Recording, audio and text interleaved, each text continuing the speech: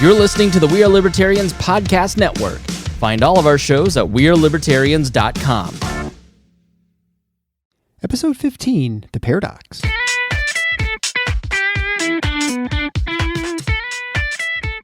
Welcome to The Paradox with your attending, Dr. Eric Larson. He is a practicing anesthesiologist and clinical assistant professor at Michigan State University College of Human Medicine.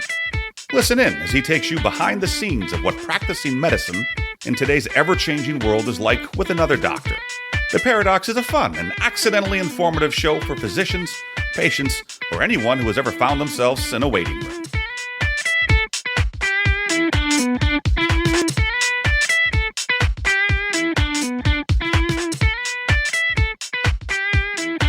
Welcome back to The Paradox. I'm your host, Dr. Eric Larson.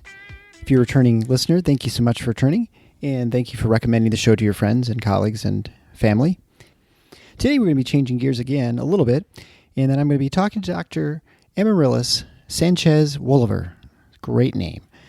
Anyway, Dr. Wohlever is a family physician in Florida, and she does coaching and lots of talks. She's written many books. She's written blog posts on physician burnout and strategies to treat this. She's actually worked as a coach with physicians as well. And so she has a lot of ways of addressing burnout, why it happens. And in today's discussion, we're going to go over all those things. We're going to talk about the strategies for fixing it, sort of her approach to coaching, and practical solutions for how you can help your friends who may be dealing with these problems. Or if you yourself are having these problems, sort of where to turn. There are a lot of resources that are mentioned in the show. We reference back to at least 3 or 4 of my episodes. Those will obviously be in the show notes page. If you haven't listened to my prior shows, really, why not? It's summer vacation season. It's a great time to get on the road. And what a great way to pass the time than to listen to me in my podcast. Those show notes will be on the page at theparadox.com. That's paradox spelled the same way as the show, Paradocs. And the show notes page will be at paradox.com/015. As always, if you haven't yet subscribed to the show, find your favorite player, subscribe to the show so it gets downloaded automatically so you never miss an episode. As always, the show is free and open to everyone. The show is designed for both physicians and non-physicians to better understand what is going on in medicine, to look at problems, look at solutions, and see if there's some way we can come to a consensus or a way of figuring out how to get our way out of this healthcare mess hole that we've dug ourselves with in this country. If you enjoy the show and you want to support it, I would encourage you to go to my Patreon page at patreon.com/theparadox. There you can become a patron supporter of the show. All the money raised at this will go towards the production and the promotion of the show. I greatly appreciate my patrons that I already have. Those who are in the $8 a month or greater categories will qualify for a free gift at the end of the year. All you have to do is provide your address. There are some additional bonus material at the Patreon page that you'll have access to. As I get more patrons, I'll add more bonuses. One of the neat developments of this interview was that after I was done, I was talking to my wife about one of the books that I was discussing with Dr. Wohlever. It was a book she co-authored called The Ultimate Girl's Body Book, Not So Silly Questions About Your Body, which is a book about girls and the changes they can expect with their body as they start to enter puberty. Well, the neat thing is I found out that that book is one that my wife recommends to all her patients, so it was kind of neat to meet an author in the flesh. Had I only known. Well, now that all of that's out of the way, we can go ahead and get on to the show. Again, patreon.com/theparadox to support the show. Be sure to subscribe, share with friends and family. Enjoy the show. Well, welcome to The Paradox. I'm here with my friend, Dr. Amaryllis Sanchez Wohlever. It's a beautiful name. Thank you. But you do go by, is it Mari that you go by? I go by Mari. That's right. Yeah, okay. So Dr. Sanchez has easily the longest bio that I've had sent to me. And she's super busy, I guess is the way to put it. She's a board-certified family physician. She's worked both inpatient and outpatient clinics. She's written extensively. She blogs. And she focuses primarily on physician wellness as a vital component of the quadruple aim. She promotes and trains physicians as leaders and works to prevent burnout through education, personal and practice management support, and transforming whole life coaching. And I'll have a lot of links to this at the show notes page at theparadox.com/015. So I'd like to welcome you, Dr. Dr. Wohlever from Florida. I actually go by Dr. Sanchez. Oh, there you go. Perfect. I like for my Hispanic patients to know that I Sanchez probably gives it away that I speak Spanish. And, Right. Yes. Thank you so much for having me. I feel really blessed to be here tonight. Well, you're very welcome. Thank you so much for accepting my invitation, because most of what I've discussed in my show, primarily what we've worked on or discussed and tried to learn more about is problems in the delivery system of medicine, whether that's the third-party payer system or the electronic medical records, drug shortages. But I have done an episode on physician malpractice and, through extension, problems with burnout or physician suicide and depression. And I think that's the healthcare is not just sort of a system. There are obviously people who are involved in this, right? And so part of the important thing is to make sure you stay well as a physician. And if you know someone who's a physician or married to them, their family members, what can you do to help with burnout, with depression, and those sorts of things? And so physician wellness is important because we are all people and we need to take care of ourselves. And so I thought it'd be important to talk to you, since you've written extensively and given some talks at Florida Medical Association, the Florida Academy of Family Practice. You're all over the place when it comes to these things. You've written extensively in a couple of books. We'll talk about it later too. And so I guess I'd like to have you open up and just kind of describe your focus on burnout and sort of how you approach this to help physicians. Right. Well, it really started with my own experience of burnout when I was about 7 years into my practice. And so I always say that my husband's call to ministry saved my career, because right around when I was really starting to burn out in a office I actually really loved, our family moved to Wisconsin, where my husband went to seminary. And for the first time in my entire career, and really my whole adult life, I took a break. I stepped off the treadmill that had become my medical career. And so when I did that, we found out I was pregnant with my daughter right before we moved. And so I decided actually I would take some time off. Mm-hmm. And so doing that really transformed my life. And I always say that I don't think I'm exaggerating when I say that it was almost like being rehumanized, because medicine, how it can just take over your life in such a significant way. And our whole identity as physicians becomes everything we are. And so I found myself in a place where I had never been as a person. And I spent a lot of time reflecting on my life and began to shift my priorities. And so when I returned to medicine full-time initially, and now and then I've gone part-time clinically, I was a new person. And so I did things differently. And so out of that came my first book, which we can talk about, which was really an attempt to get doctors to do better in practice and to focus on what really matters. And you mentioned, we're human beings first. And so that is really my focus, is that, we cannot give what we don't have. And so I encourage doctors to really kind of feed themselves as human beings first, and to find a way to recapture what brought them to medicine to begin with. And I find that really nothing re-energizes someone's career as focusing and just having that as the foundation of what we do. So when you're approaching the question of burnout and fatigue, I mean, obviously everyone's situation is different, right? And so what drives them to what causes the problems? And so can you kind of go over what sort of things you see as the primary drivers for burnout, for physicians questioning why they're doing it and why they got involved in medicine in the first place? Because I think when you look at those, then you can sort of address those independently and then kind of figure out ways to fix it. Right. And great question. And that really goes to sort of the heart of the matter. So some people call it the ecosystem in which we practice, right? And so that there are certainly some individual physician factors that have to be addressed. But really, when you look at the problem of burnout, it's really a system problem. And so physicians are sort of the victims in the process in a way, although I don't like that word.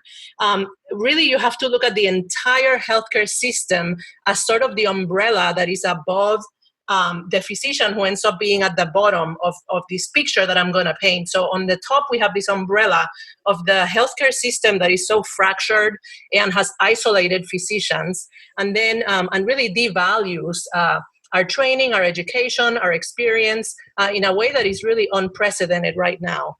Then under that umbrella, you have to look at the individual organization in which physicians practice, which increasingly, it's something like 70% of doctors are now employed. Again, that is drastically different from when I trained 20 some years ago.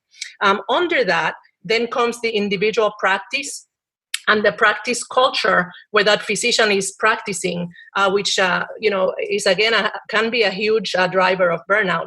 And then under all that goes the individual physician and what that one doctor can do to help themselves be less prone to burnout. And so if you don't address, so it's something like more than 80% of the issue with burnout is outside of the individual physician's control. So all those layers that I just mentioned have to be addressed so that, doctors will do better. And so what happened for a long time is that the individual physician would be sort of blamed for burnout when really now, thankfully, organized medicine, as well as, at the highest levels, there is a growing recognition that, the healthcare system has to be held accountable for physician wellness and for our equipping so that we have what we need to practice each day. Because no doctor I know went to medical school to be mediocre, and that's actually the number one driver of burnout, of physician burnout, is our inability, whether it's perceived or real, to do our jobs well. And if we feel like we can do a great job, we're going to be a lot happier. And if we feel like we're just beating our head against a wall all day, trying to take care of patients with excellence and compassion, if we feel we just cannot do that, we will not do well.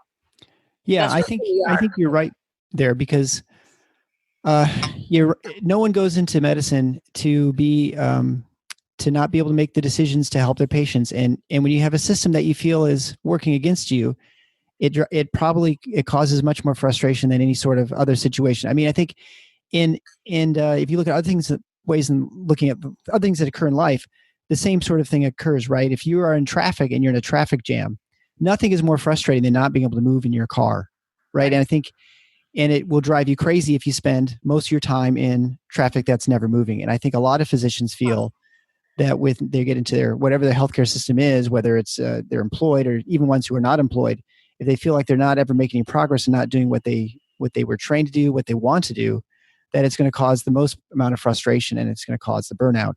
So when you look at, that's a ton of things to unpack as far as, how you fix this. So right. For the average physician, like you said, you can't control 80% of, assuming you can't change jobs right away, you can't control 80% of what the problem is, where, you're in an insurance-based system, you're trying to see patients as fast as you can, you're trying to code, you're trying to, you have performance measures, you have quality measures, you've got a certain patient panel you have to see, and you have a certain amount of your referrals you're supposed to do if you're a primary care physician, and laboratories and imaging tests that they're expected to order within the system. So how do you balance that if you're someone who just can't suddenly just go out on their own and, start their own practice? Yeah. So what I do when I talk to a lot of doctors one-on-one, and so the first thing I do is, just get a sense for how they're really doing, and so, it's all based on what they perceive, want, and need. And so, so each individual physician, like you alluded to, is different, and our needs are different. So, and also every specialty has unique needs. Sure. But the first thing that I typically encourage people to do is to think about the one change that they can make that will make a difference tomorrow or pretty soon, And so I try to encourage people. So that could be for somebody getting a scribe. And that has been, life-changing for many doctors I talk to. Mm-hmm. Or, simply, learning how to make templates better and use them more efficiently as it relates to the electronic health record. Or maybe it has to do with talking to their medical assistant who, is not helping them be as efficient as they could be. Whatever it is that they choose to act on first, what I find is that doctors who become proactive do so much better. And so what I like to do is to just start with the one thing and then get that implemented and done. And that's very motivating, as we notice, because burnout kind of robs your energy, your motivation, and even your sense that you can bring the changes that you need. And so if a physician makes even one small change that matters and makes a difference to them, then they remember, I do have some control over some things, and let's focus on that. So that's one way that I like to start, and has been very effective. So it's sort of like, it's the old adage, right? You just clean up your corner of the world. You can't fix the whole world, right?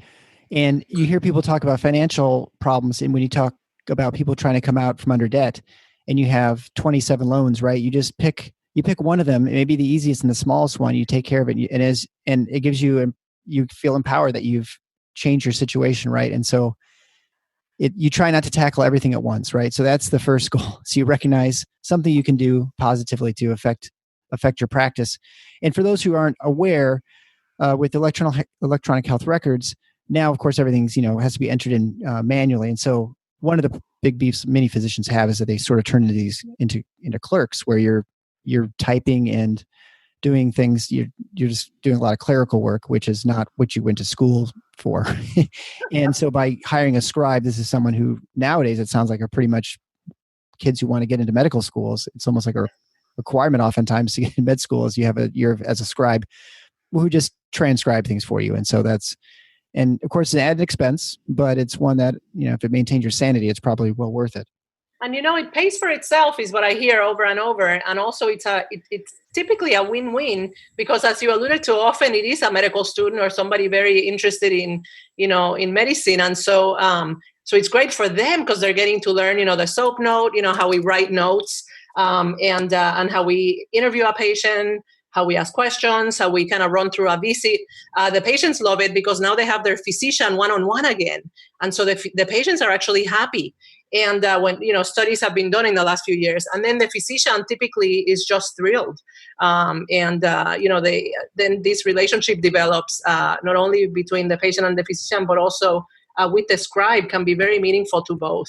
Because, most doctors like to teach. And so it really is changing things for the better in many cases. Sure. And I mean, I guess the other person might look at it and say, well, you've added an extra person you have to hire. And so even though it makes you more efficient and it pays for yourself, it's only because you were adopted a system oftentimes against your will, in the sense that you got hired into a system that you uses it, or you're compelled to by law or by insurance payers, that you're now got a system that of course is not helpful to your productivity. And so it has slowed you down significantly, requiring you to have someone like a scribe. But exactly. But it's one way to adapt to that, and one of the things I find that is fun is for doctors who, we were talking earlier that I've done some medical missions. And one of the things I love about missions in the way that I've done them, which has been overseas mostly, is we're on paper. And it's really nice to be able to see a patient, document really quickly what you actually need so that you can care for them. And that's that. And so volunteering can be a really neat way to sort of jumpstart your heart, so to speak, when these issues are just so difficult in your day-to-day practice. And so that's a creative way to deal with that too. Well, and for someone listening who's not in medicine, you've got to be thinking we're talking crazy, because there's not much in you're thinking, why would paper be faster writing something down than clicking, 3 things? That should be, the whole point of computers is to make things more efficient, and they move and storing information, everything's seamless, right? Except that of course, you and I both know that the problem is we're documenting things that are not clinically relevant, and so much, and it takes so much effort to get just a regular visit printed out, because not only they're not clinically relevant, but they're, now you get notes that all look the same. And so yes, you have to spend so much time when you get a note from another doctor to find what's actually helpful, what you need to make decisions, And right. So, it's boy, we could spend 3 hours just on that topic, right? Oh, I've already spent an hour. And you're right. I think, as someone who, I'm an anesthesiologist, and so when I have people come for surgery, I've got to comb through a 3-page or 4-page H&P, right. Where frankly, most of the stuff, I don't care if someone wears a seatbelt. It doesn't in any way affect, whether they are married or what religion they have, those things are not at all any relevant at all. And so in that case, anyway, there's a lot of information that you just get overloaded. And like you said, it's hard to find stuff. And so I know people find that hard to believe. it's all there, but it's sort of like if you put my birthday and it was a 100-page book, I said, my birthday's in that book, you just need to find it. Well, that's, it becomes very, very frustrating for physicians. Right. So, when you're dealing with burnout, you have people who then get the first step where they get a scribe or they fix something. How do you continue to that momentum if you're a physician and to get to the point where now maybe things are more tolerable and you get past that frustration stage? Yeah. And so, I mean, your question kind of points to the answer, because it's about perseverance, consistency, and kind of keep at it, and so what I do when I meet with docs or talk to them is to get them to write a list, of the things, of where they are and where they want to be. And do that as a person, and do that in your vocation, and in your work, and do that in the different areas of life, and really kind of look in a more broad way. And it's interesting when you do that exercise, financial wellness, we talk about emotional relationships, all of it. And to really, it's very eye-opening sometimes when people realize, if I grow or improve in, say, my this particular relationship right now, it's going to help me in every area of life. Or for people whose physical wellness has just really suffered because they've been so busy with their medical life, to reshift and focus a little bit more on their physical wellness will have a huge impact on their work life, actually, sleep. I mean, so many things. So really, again, for each doctor, it's going to be a little bit different, and it's a matter of looking at your whole life rather than just part of it. Work should be part of life, not everything surrounding work. And so I think that's what happens to so many of us. And it certainly had happened to me, and I hadn't realized it until I stepped off the treadmill. Right. And I've heard that story a number of times. I mean, not only just during this podcast, but also from just colleagues and people who just they just got overwhelmed, and it was hard for them to come back and be effective. Because once you're worn down, it's hard to be a good person to be around. And unfortunately, as you know, if things aren't going well at home or they're not going well at work, the other suffers too, right? And so it turns out we don't spend 24 hours at work, and so what's going on at home makes a big difference too, and how you deal with your family. We're whole people. We just have, sometimes become a little fragmented. But one of my favorite papers that I've read, and I've read so much literature over like more than 10 years on burnout, is an article in the American Academy of Family Physicians. It was written actually in the year 2000, which is fascinating because back then there wasn't much talk about burnout. But the article is called Overcoming Compassion Fatigue. And the authors talk about 3 ways to prevent burnout and recover. And they actually talk about the first element of that being growing in self-awareness. So as physicians to really, look at things in a deeper way, to really understand what's happening in our lives, and then to identify what really matters to you.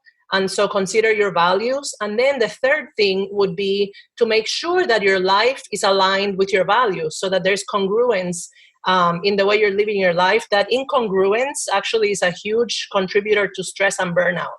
And so that doctors who are unable to practice medicine in the way they really know, that's why they were called to medicine. To the extent that we become incongruent in that way, it's just a huge stressor. And so when you start aligning your practice with who you are rather than what you're being asked to do, that can be life-changing as well. It's a great process to go through. It sounds like it. And when I was discussing physician suicide and malpractice with Dr. Gierman, I'm not sure if you're familiar with her work, and she's at thrivephysician.com, which is a really interesting website, where she attributes a lot of problems with physicians as far as not specifically burnout, but with I guess internal conflicts when it comes to, because of the malpractice issue. And the issue of malpractice cases it's so prevalent in a career physician. I think for a high risk specialty, your chance of being in a malpractice suit at some point in your career is about 99%. And for the low risk professions like family practice or pediatrics, it's still 75%. So the likelihood that you're going to get sued is well over half, right? And so the number of physician suicides in this country, I believe it was that we were talking about, is 400 a year, which is twice a medical school size. At least, my class was 200, I think. Yeah, it's outrageous. And And so, I mean, her contention is that a lot of that is because of the stigma of malpractice and the fact that you have to internalize it all because you're not allowed to discuss it. It's not something you discuss with your colleagues or your family or your friends because, you might be worried about legal reasons you can't discuss a case. The fact that, I mean, you could probably, and just that it's not socially acceptable within the physician ranks because you're also partially worried that you'll be judged by your colleagues. Absolutely. And, that's a great point. And there's some resources that I share with physicians. One of them, it's called the Schwartz Center. I think it's the schwartzcenter.org. You've heard about that?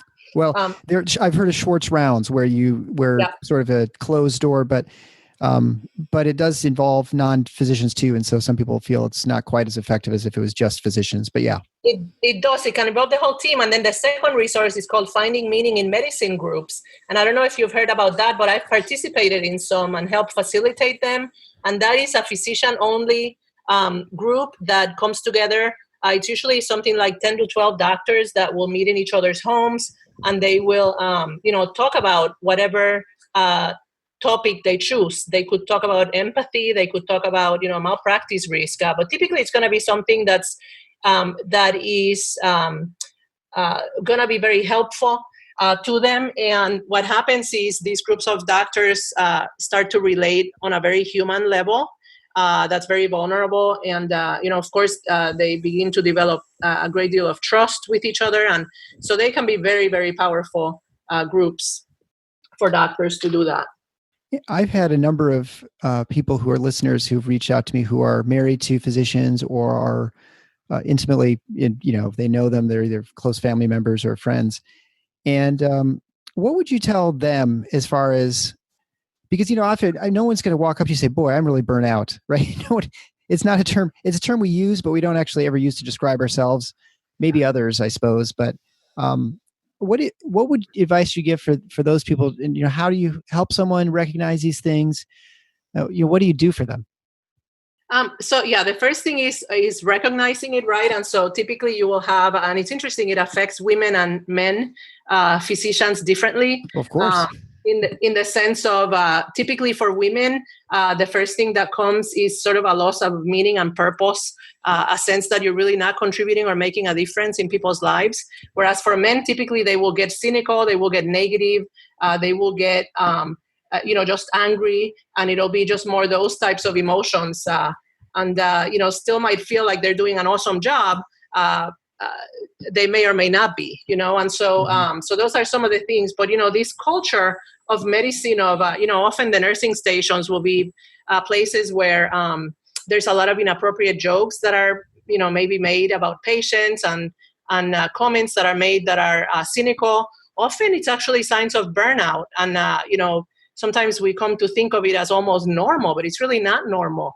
It's a sign of you're just not doing well, because we all, typically people who go into healthcare are compassionate and are not going to make comments like that if they're at their best.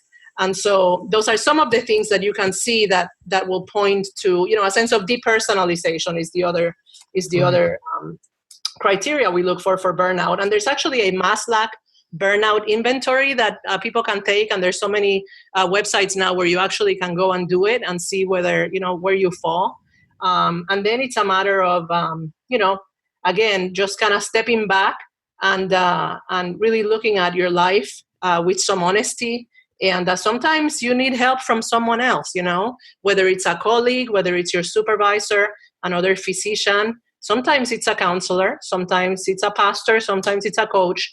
But reaching out to someone, I think is my message. I want every doctor to have somebody they trust and will talk to, that they will say the truth, that they will say, this is how I'm really doing. Help me, And one of the things that is a pet peeve for me is when I hear, I've been in practices where everybody's pointing fingers at somebody who's not doing well, but nobody has reached out to them.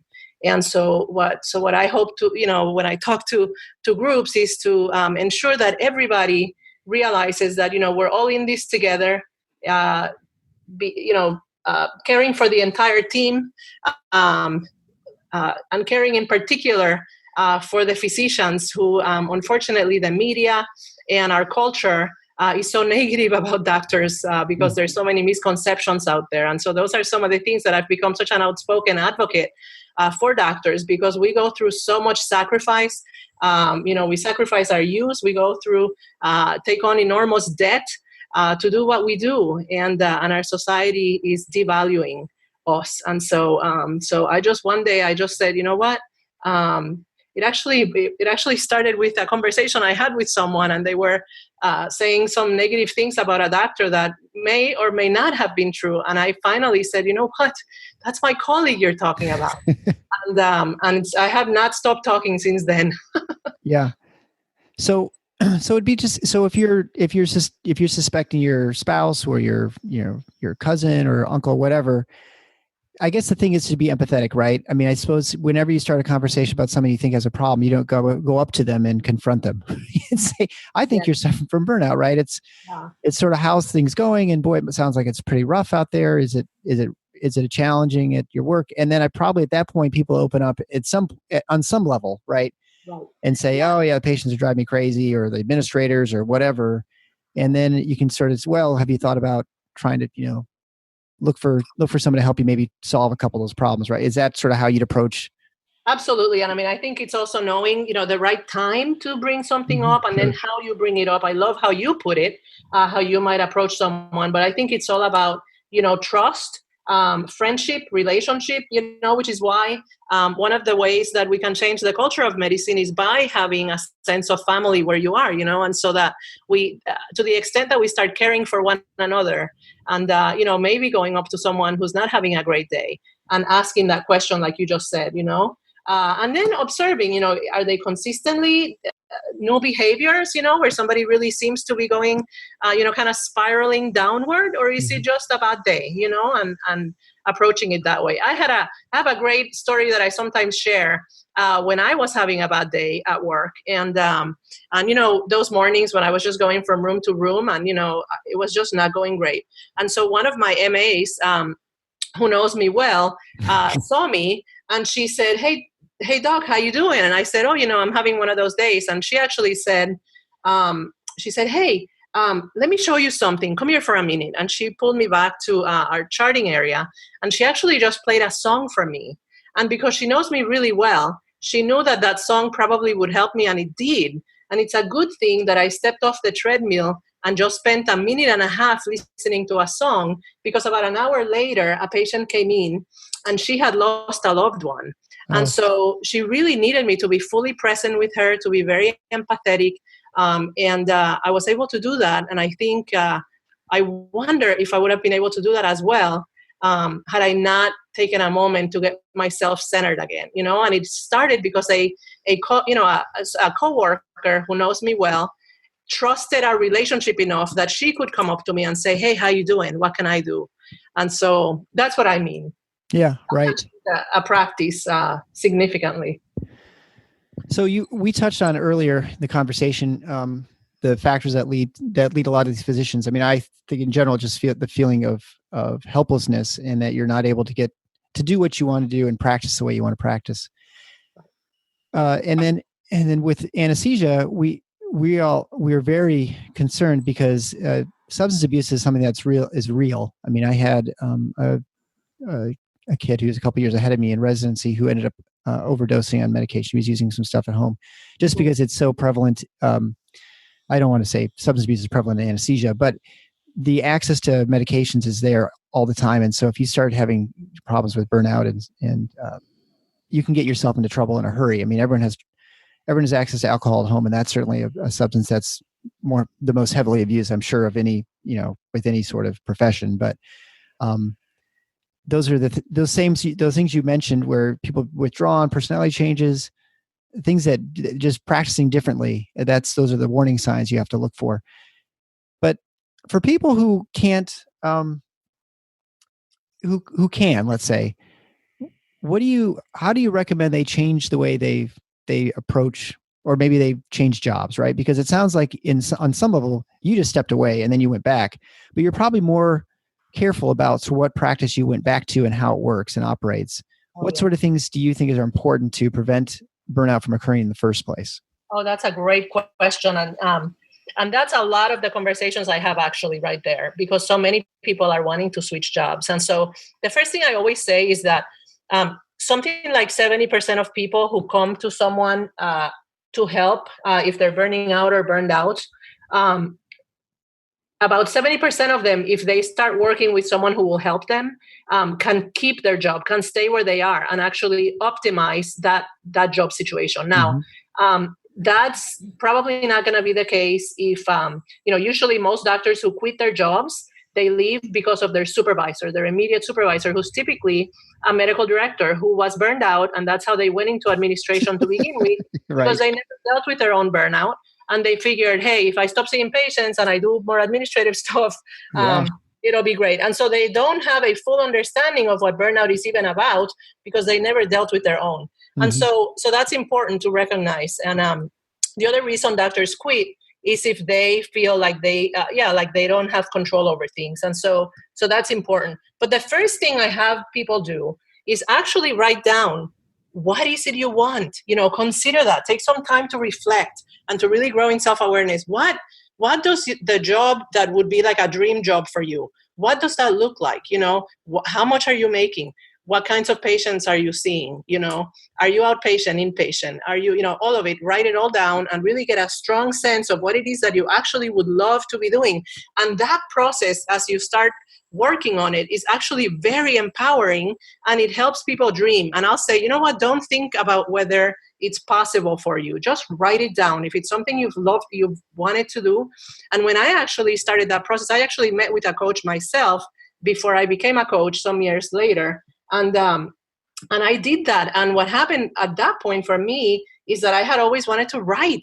And so actually within a year and a half of me going through coaching, I wrote my first book, and I haven't stopped writing since then. And so, the process really gets you to kind of reawaken dreams and to begin to use gifts that, in medical school, so many of us have different talents that we don't even use anymore because, we're studying all day and caring for people. Right. And so that's part of what I do is try to reawaken some of these. And it's really actually very exciting to see it happen.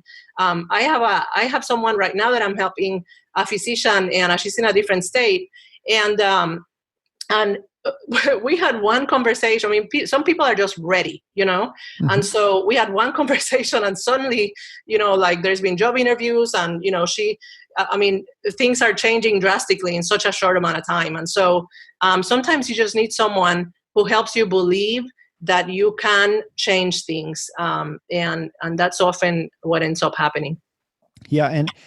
And I would say, just for myself, I think, I was listening to a number of podcasts, and I was inspired to do this. Right. And so it's actually been a great experience for me, because I always tell people that in medicine, you don't really create much very often. Right. And so, and I have, unfortunately, I have no artistic or musical talent. And but I can talk. And so I thought maybe I could just do this, because I think provide an interesting voice in medicine, and to try and bridge the understanding between physicians and the lay public about what's going on in medicine.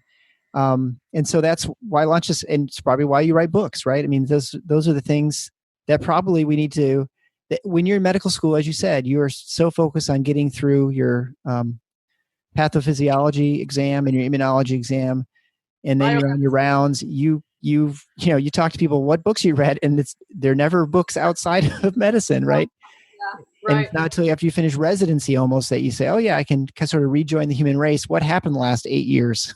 Exactly. That's exactly right. And that's exactly what happened to me. But I have to tell you, I was so excited to discover your podcast, because I just love having a physician doing it, and I am so eager to have the public understand how much really what they want is what we want. I mean, we're really partners, and we just have lost that. And, it's not that we've lost it, it's that all these other people, some of whom are really not needed, are in between us and our patient. And what we want is to go back to that. Yeah. And so I'm just very excited to have physicians doing, things like your podcast and other things, and all these groups that are, that are starting and growing, of physicians coming together to make a difference and to, to take that patient-physician relationship and put it back in the center where it belongs. And that's what we want. And so it's very exciting. Yeah, you're very diplomatic how you put people who are not important. It's a great euphemism. We all know who we're talking about. And so, I've interviewed a couple of direct primary care physicians, and I would say for sure, direct primary care is not the answer to everything. Sure. There are a lot of struggles that people go through, and I think there are tremendous challenges that go with starting your own direct primary care practice. But it is a way of removing all those a lot of those obstacles, I should say, that are between you and the patient. And even if whether you're a specialist like me or a primary care physician like my wife or like you, I think that the relationship you have with the patient, whether it's brief and transient like for me, or if it's a sustained one like for you or my wife, that's really what drives most people in medicine. I mean, I know they're the people who are the technicians who want to just do their procedure, but if you don't have that human contact at some point that's meaningful, the job becomes it becomes a job. I mean, I feel like many times I don't feel like I'm working, and I don't feel guilty about that. But I mean, I really enjoy what I do. But it's nice because it doesn't feel onerous, like if I was just doing something I didn't want to do. And so I've considered myself lucky in that sense. Yeah. And I wish everyone felt that in medicine. And I know that we all start out that way, or at least that's our vision of what it's going to be like. And so, yeah, I love what's happening with direct primary care. I actually have a good friend who is in Washington, D.C., and she practices in DPC right now. She's become very vocal about the change, that she gets to do house calls. I did a house call the other day, which was so cool. I went and gave someone a shot, and I thought, oh, this is so great, You went and gave someone a shot. It was cool.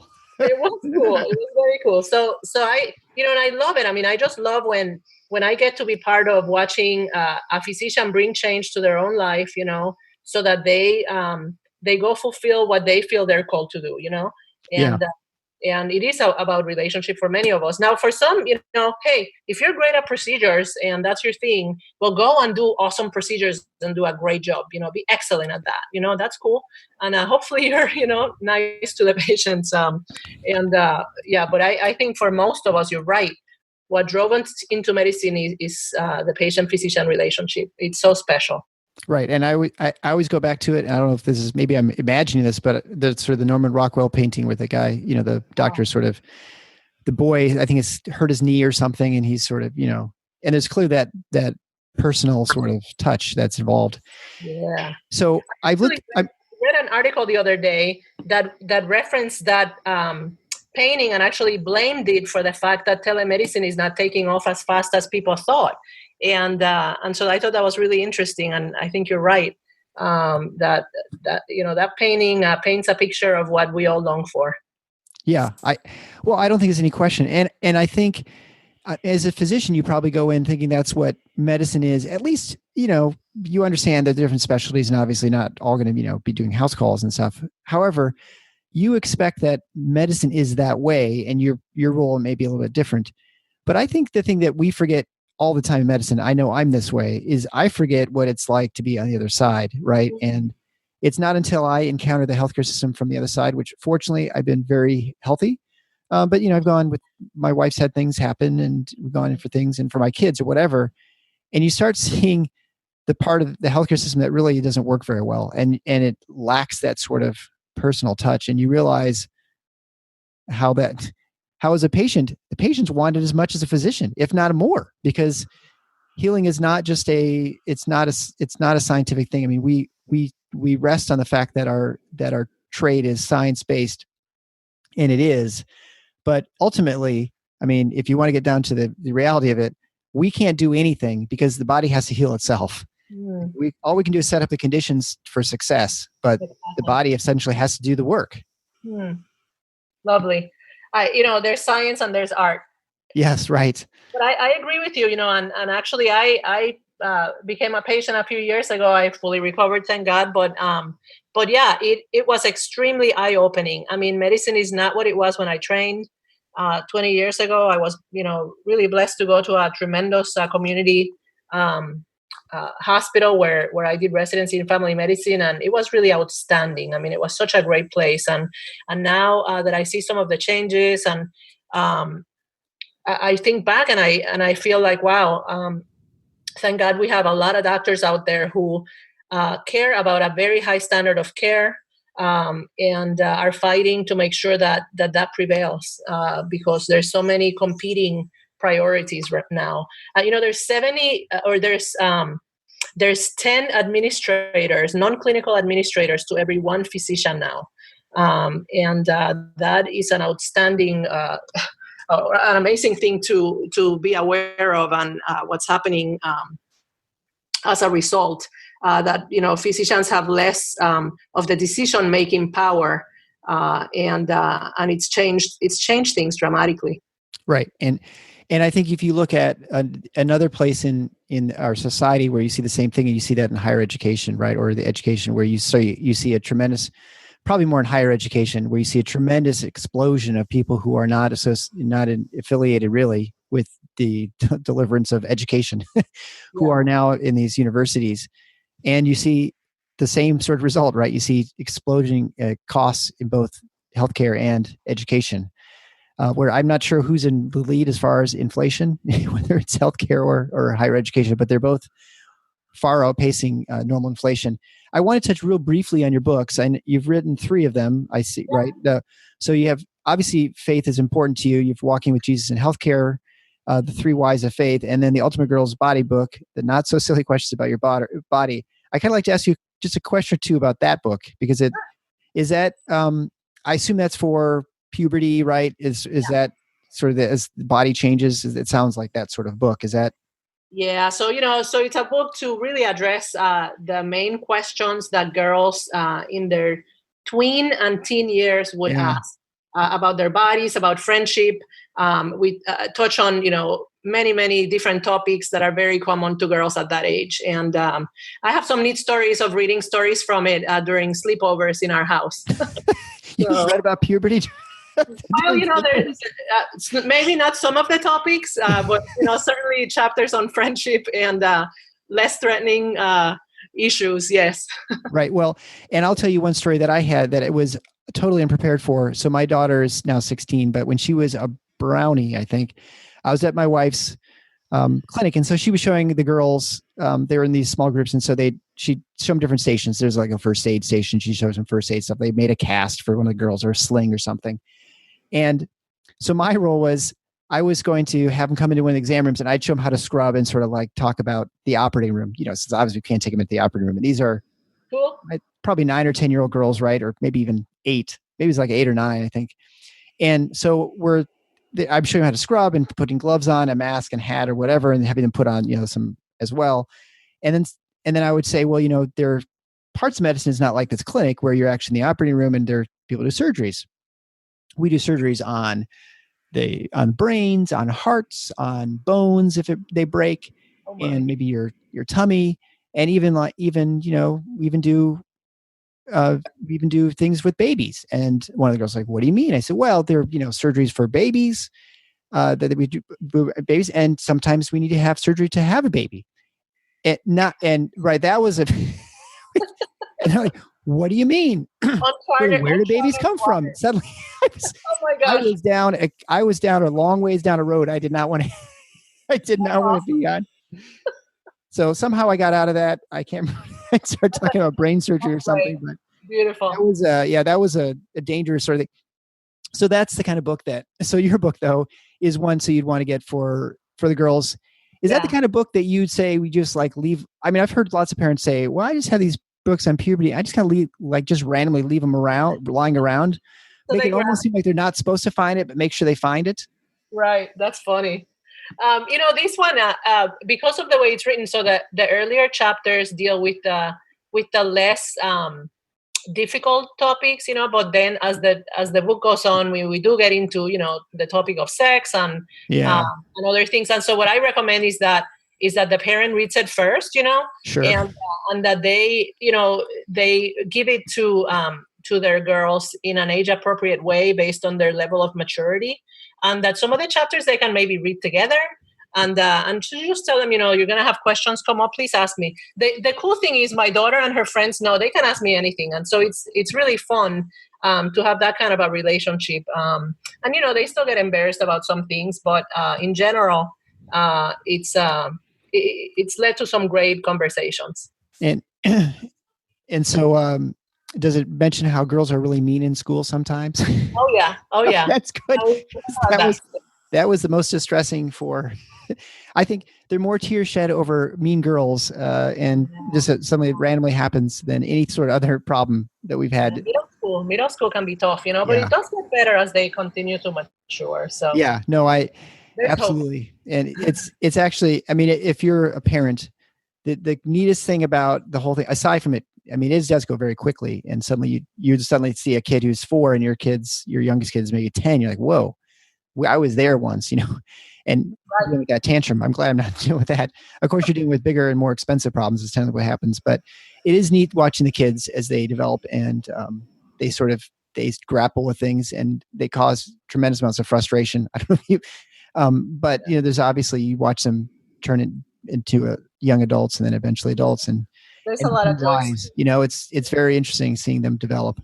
Yeah, it is. It's fun, and there's it's wonderful to now we have a college student in our we have 3 kids and one of them is in college, and just seeing them grow and remembering how they were when they were little, it's what a tremendous gift really. Children are. So yeah. So we'll kind of wrap it up around here. I really appreciate the discussion. If people want to find out more, what's the best way to find you? Probably through my website, which is, I think you're going to post, right? It's faithfulmd.wordpress.com. Sure. One of these days I'll shorten it. I actually bought the domain years ago and I just have never transferred it. But anyway, that's probably the best way. It's through the contact me part of my website. And if they look up my name, actually, that my articles and different things on my website will pop up. It turns out there are not too many Amarilla Sanchez Wohlevers out there. So that is a nice, unique. Unfortunately for me, there are about 400,000 or 500,000 Eric Larsons. And so, in fact, I had another one who was a year ahead of me in middle school, and that caused all kinds of problems when I got called to the principal's office, and the principal was like, yeah, wrong one. And so, yeah, you say it was the wrong one, right? Yeah. Well, fortunately, that's my version of the story, and we'll just kind of stick to that. That sounds good. And so obviously you can get your books there, and I will have them again on the show notes page for anyone to access. Thank you so much for being on. And the other, I guess, before you let you go, you mentioned being a coach. So obviously you coach, and so people could contact you to be, their coach to try and help with dealing with these professional issues. How does one find a coach? I mean, is this a Google thing? Like physiciancoaches.com or something? That's a great question. And I don't think there is such a thing. I mean, it's really still a relatively new development. I think it's wonderful.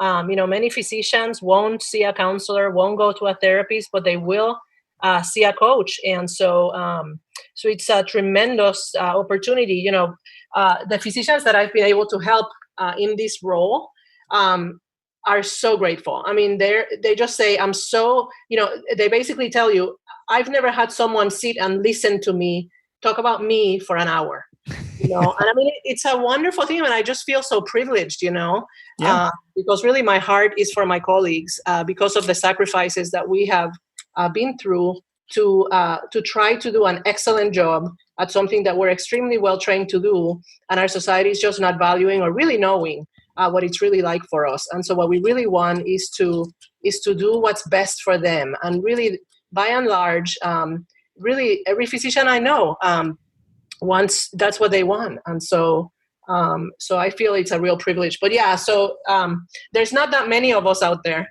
And I don't really coach that really very many. I mean, I only will coach 1 or 2 people at a time.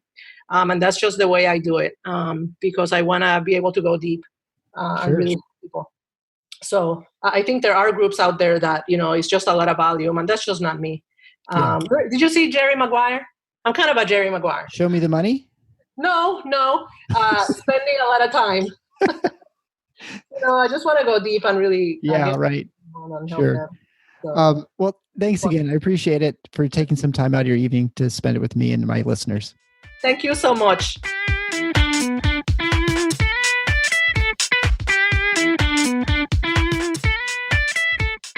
Thanks for listening to The Paradox. If you like what the doc is doing, please subscribe and leave a review on iTunes or Stitcher. And share the show with your friends. Become a supporting listener to get access to special bonuses at patreon.com/theparadox. Show notes can be found at theparadox.com.